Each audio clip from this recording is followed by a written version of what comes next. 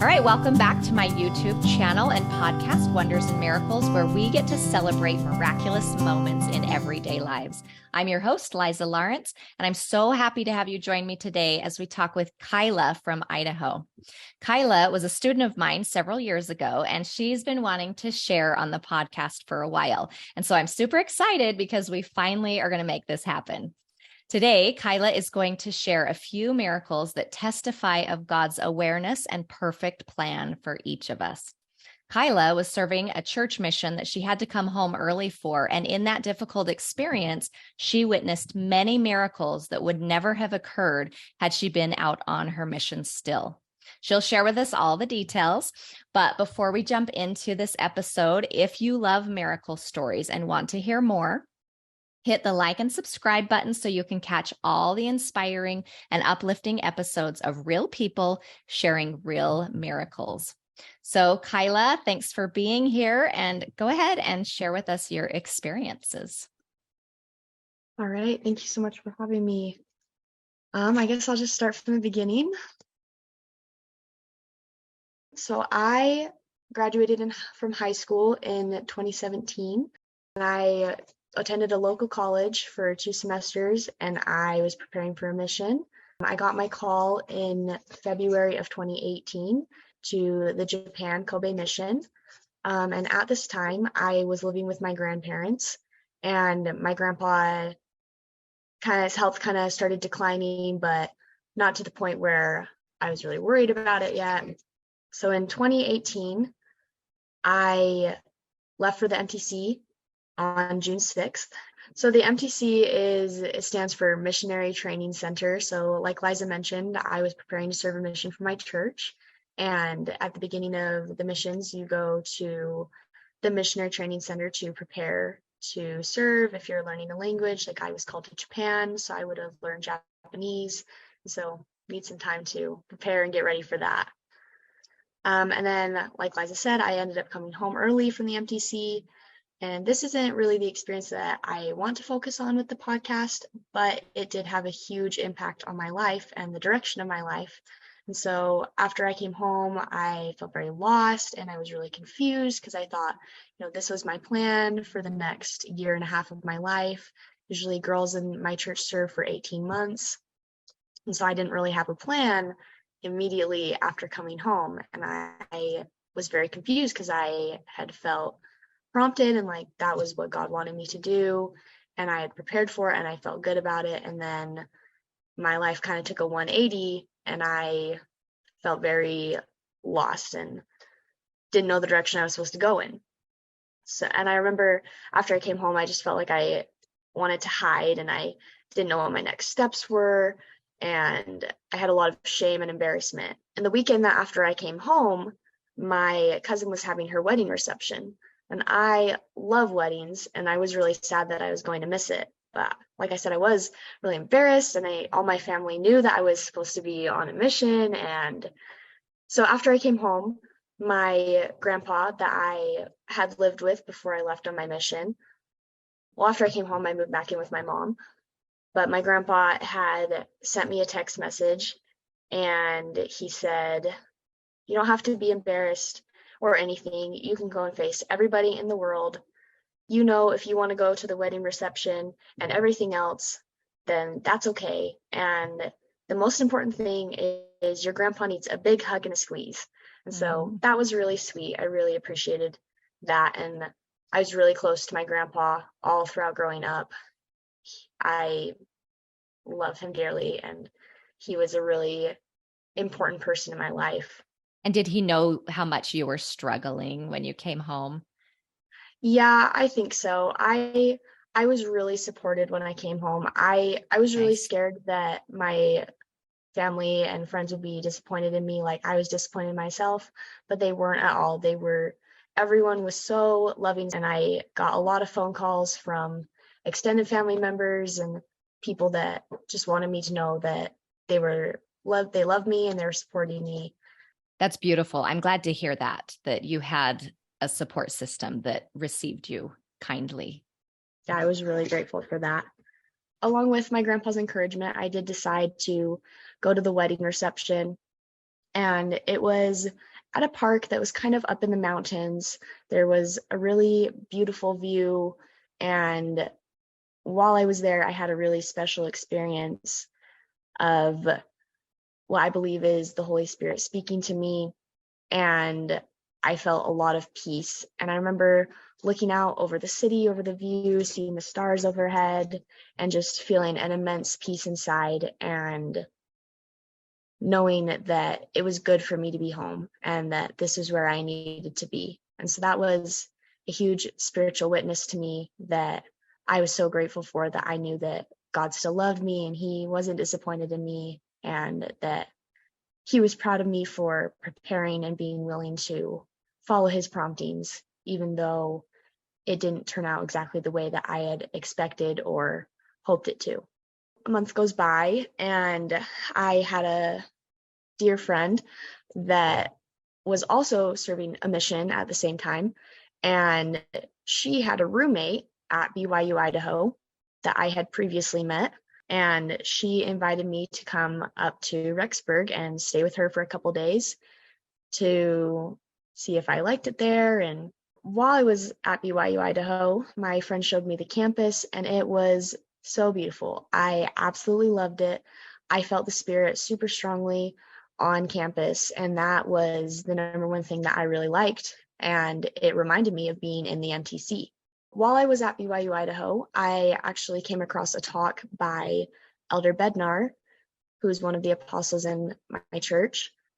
And he talked about BYU, Idaho being a disciple preparation center. And he actually compared it to the MTC. So I thought that was really cool. And I absolutely loved my time here. I felt very guided and directed in what to study and where to live and my major and the people that I met. And I definitely drew closer to God while being here, and felt like, even though I didn't serve my full-time mission like I thought I would, that being at BYU, Idaho was like a mission experience for me. So I went home from BYU, Idaho. I loved it. I loved my experience and really wanted to attend school here. I was like, maybe this is why I came home. I need to be here. And so I decided to apply, and I was really wanting to get accepted and be able to come up for fall in just a couple of months. And I got accepted, but I got assigned the winter spring track. So I was a little disappointed by that, but I was like, you know what? I can stay home and work and save up some money for college and spend more time with my family. It'll be good. In August, my grandpa, who I lived with before my mission, his health started to decline. He had what is called MDS, which is like a precursor to leukemia. And so during the month of August, he was in and out of the hospital. His health was declining pretty fast, pretty rapidly. Finally, it got to the point where near the end of August, we knew that he wasn't going to be moved. He was going to stay in the hospital until he passed away. Of course, this was a really difficult time, but I was so grateful to be home and to be with my grandpa, whom I loved so dearly. I would have left the MTC on August 7th. So I would have been in Japan, so far away from everyone that I loved, and especially my grandpa, who was going to be passing away soon. And so the last few days of his life, almost the entirety of my extended family got to be with him and got to celebrate his life. And in his obituary, my family actually wrote his 3-day going away party in the hospital. So I loved that. It was some of the hardest, but also the happiest days of my life. And I'm so grateful that I was here and had that time with him. And I knew at the time that I needed to be there, and I would have been devastated to have been in Japan while all of this was happening at home. While we were there, my grandpa's a planner, and he was trying to plan his funeral in the hospital.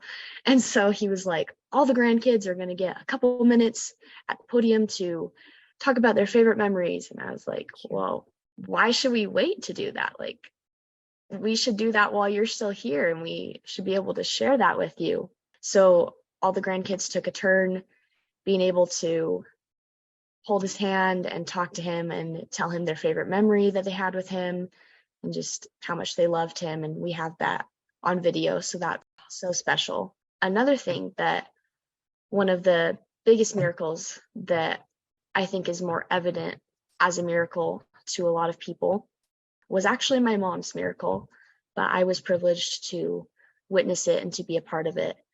Before my grandpa passed away, my mom and I were in the hospital with him, and she told him that she said, "I expect a rainbow or something from you when you get up there, okay?" And I actually also have that on video, which is really cool. He passed away a couple of nights later. About a week later on his funeral, it was raining. On his funeral day, it was raining all day and all throughout the service. And we were wondering and waiting if we would see a rainbow. And after the service was over, everyone went to a restaurant. And so on the way to the restaurant from the cemetery, my mom kept looking for a rainbow. And we saw a small segment of one very briefly, and then it disappeared. But it was still very special, and I saw such wonder in my mom's eyes, and I knew that she knew that that was my grandpa sending her a sign that he was okay and he loved her and was thinking about her. And so after dinner, she wanted to go back to the cemetery and see the grave with the flowers on top of it. And we were driving back to the cemetery, and it was just my mom and her fiance and my cousin and I, and we were able to have this special experience. We saw another rainbow, and my mom wanted to get out of the car to be able to take a picture of it. And so we pulled into a church parking lot and got out of the car, and the rainbow got bigger and it became longer, and it was still kind of faint though. And so we got out of the car, we're kind of freaking out, we're excited, and we're taking pictures and talking about the rainbow. And I remember turning around away from the rainbow to grab my phone out of the car to take some pictures myself. And I turned back around and I looked at the rainbow, and I actually gasped. And I was like, whoa, because it had gotten brighter, a lot brighter. And we were all so excited. And my mom was so happy. And she said, if that's not a miracle, then I don't know what is. And it was truly an amazing experience. It was a really full rainbow, and it got so bright, and it got longer, and it went up into the sky. And then while we were there, it turned into a double rainbow. It was amazing. It was such a special experience. And I know that was so special for my mom as well, to know that her dad was still looking out for her and watching over her and was safe and happy where he was in heaven. And we're so grateful for that experience as a family. Yeah, that is beautiful. That's super sweet. So that was one of the main miracles that I knew since 2018. Well, I started listening to Liza's podcast in 2019, and whenever she would invite people to share about their miracles, I would always think about that one. And it was such a huge witness to me of God's love for us and for his children. And I knew that I always wanted to share that, but I wasn't sure what else I wanted to share. And that's partially why it took me so long to get on the podcast. So I had mentioned that I got assigned the winter spring track, and that semester started in January. And so, I realized later that it was a huge blessing that I didn't get assigned fall. Otherwise, I would have been moving up to school very soon after my grandpa passed away, and that would have been really hard. So I was also grateful for God's hand in that small but mighty miracle to me. And like I said, I loved my time at BYU Idaho. And while I was at BYU Idaho, I had talked to a church leader, and he thought that I might like to work in the temple. Explain a little bit of what the temple is. And not everyone can go in, right? Right. So we have church buildings, and anyone is welcome to come to church and join us in those services. But the temple is where we do sacred ordinances, and we make covenants with God, and working in the temple is a little bit different than going to the temple as a patron. You get to be more behind the scenes and actually get to perform the ordinances for others coming as patrons. So I was assigned the winter spring track, which means that I would be at BYU Idaho from January to April, and then April to July, and then there is a 7-week break. And then we have what's called an off track, and that would have been fall, so September through December. So I wasn't sure what my plan would be at that time, if I was going to go back home and work, or if I would try and get an override and stay at BYU Idaho and do some more school. And so when I went to go be interviewed to work in the temple, they said they wanted to call me for 6 months, May through December. And I thought, wow, that is a very direct call from God that he wants me to be here at this time. So I guess I will apply for an override and be here for fall. While I was here in fall, shortly after the semester started, I met who would become my husband, and he also actually was not planning to ever come to BYU Idaho. He had a full ride scholarship to the Culinary Institute of America in New York, and he loves cooking and was very excited to go there. And he received some revelation while he was serving his mission that he was not supposed to go there. And that was very hard for him to accept. He was pretty disappointed, and he had worked really hard all throughout high school to prepare to go to the CIA, the Culinary Institute of America, and he was pretty disappointed, but he also knows that God directs our lives and he has a perfect plan, and it took some humbling and some prayers and some tears to decide to come to BYU Idaho. During the semester of fall, my husband had actually decided to defer, and he was going to go to California to do some sales during that time. But in January, he had already signed a year-long contract for his housing. So he's like, well, I already paid for it. I might as well get some use out of it. So he was in Rexburg for those first couple of weeks, and that was the time that we met. And then he went to California, and we did long distance until he came back. And so we believe it was very divine orchestration that we were both in the same place at the same time, where it wasn't either of our plans to be there at that time or to even come to BYU Idaho at all.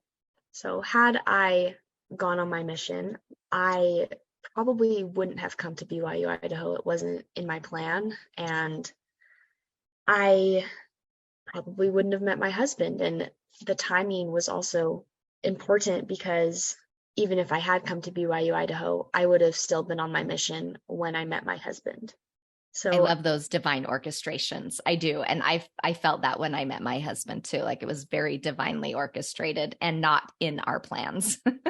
So I love little miracles like that.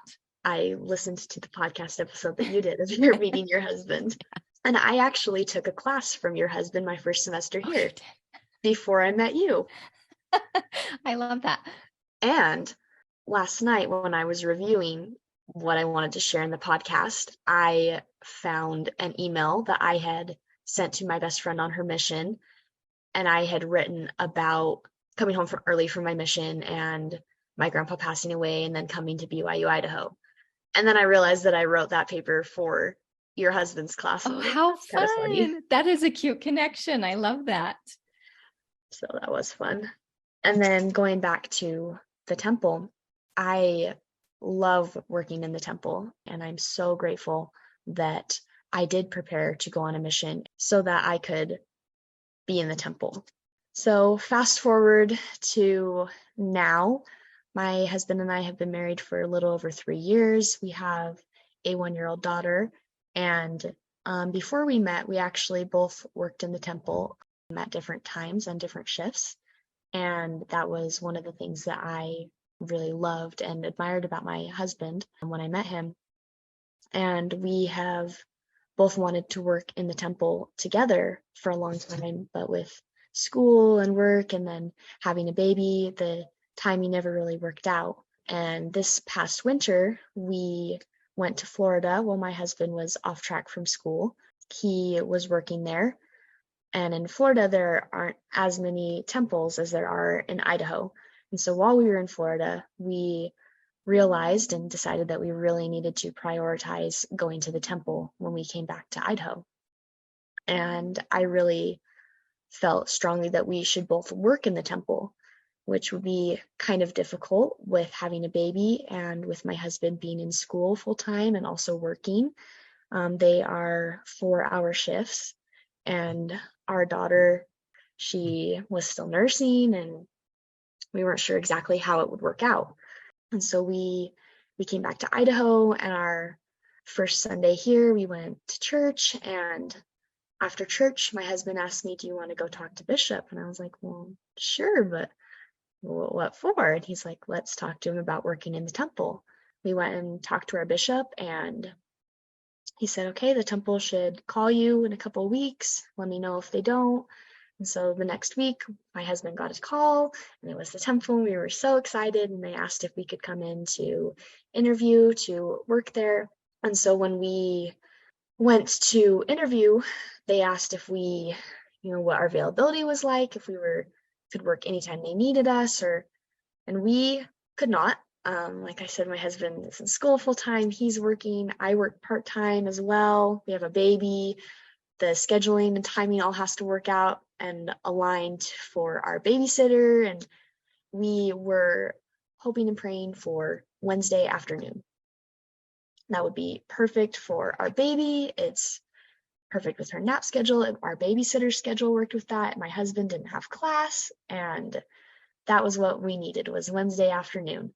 And at first, when we were interviewing, they said, "Okay, we have need for a young couple in the baptistry on Wednesday night." And I was like, "Ooh, that shift goes until 9. That's kind of late for my baby to come home and get her from the babysitter and then put her to bed." I really didn't want to do an evening shift. I did want to go where the Lord needed us, and I didn't want to say no. And then there was another option. We could work every other Saturday, which also wasn't really ideal. I didn't know if our babysitter was available that day.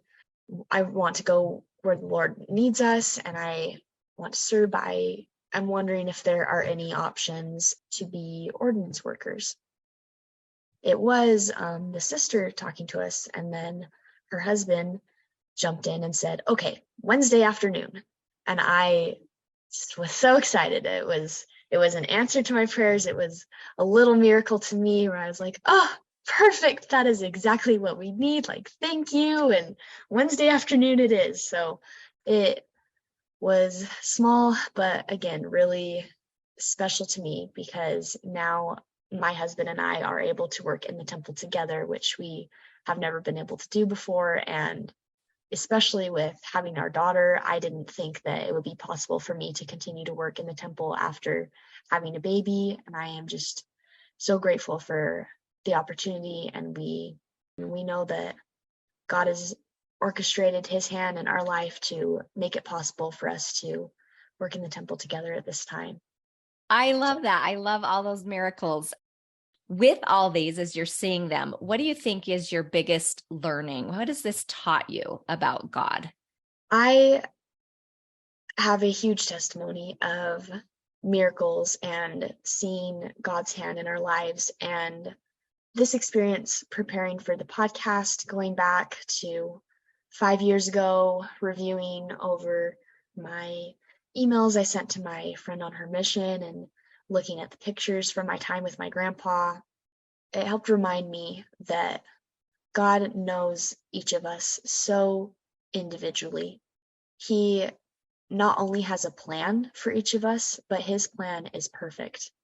And after coming home from my mission early, I learned to really trust in God's plan and his timing and his hand in my life. And I kind of stopped trying to make my own plans, because I knew that whatever my plan was God would have a better one. And yeah, that's beautiful to see.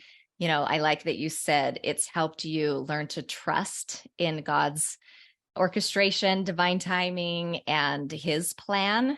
And it is often usually better than our plan. um, what advice would you give people who struggle with that, how do I trust God when I have my own plan? What's helped you in that?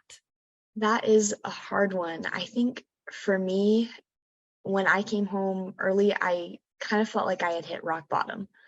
And that might sound a little dramatic, and I know there are worse things than that could happen. But for me, in that time in my life, my plan, it was really hard to be home and to not know where to go from there. And as I just continued to live each day and watched his plan divinely unfold before me and realize that, there is a reason for it, and he does have a plan. And it definitely can be hard to trust in that.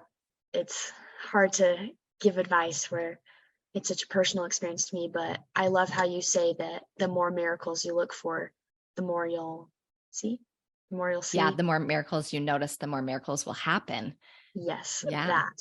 And I really believe that looking for God's hand in your life will help you find it. No, I agree. I love that. I love that. That the other part I love is when you had hit rock bottom, you were still in some way seeking confirmation and comfort around, is this okay? And you got that. Like that was one of your miracles at the wedding reception, that you got a witness that it's okay. Everything's going to be okay. And it sounds like that really helped ground you again in God's timing and God's plan for you. That definitely. I was very scared that he was disappointed in me, and I felt like I wasn't able to fulfill his call that he had extended to me. And that witness that I had at the wedding reception it just confirmed that it was good for me to be home. And I was so grateful to know that, and to know that he was proud of me, and it was good in his eyes. Yeah. And I love all the little experiences you shared where those personal witnesses of God. That's what I love about yours and all miracles, is they're so personal, and it does testify of God's individual connection with each one of us. And like you said, it's hard to give advice when it's so personal, and everybody's journey might look different. And the fact that he can talk to us in our own need and what we need to hear and comfort us is, I think, beautiful and miraculous every time it happens. It's just that witness of love. Like, okay, God loves me and I'm okay. I definitely agree. We are truly his children, and he is our father, and he wants what's best for us, and will bless us if we allow him and let him into our lives. Amen. I love it. I love it. Well, Kyla, thank you so much for sharing your experiences and the beautiful miracles. The rainbow story is very touching, like so sweet. And I love that you have on video your mom asking him to send her a rainbow. I just think that is so beautiful. So thank you very much. I'm so glad that you submitted your stories and that you were ready to share, and you've seen these beautiful miracles in your life. Thank you so much, Liza, and thank you for doing this. I'm grateful for the opportunity. Thank you so much for listening to this miracle story. Please subscribe to my channel if you liked it. You can also find me on iTunes, Stitcher, Spotify. And remember to notice and celebrate miracles everywhere, because the more miracles we notice, the more miracles happen.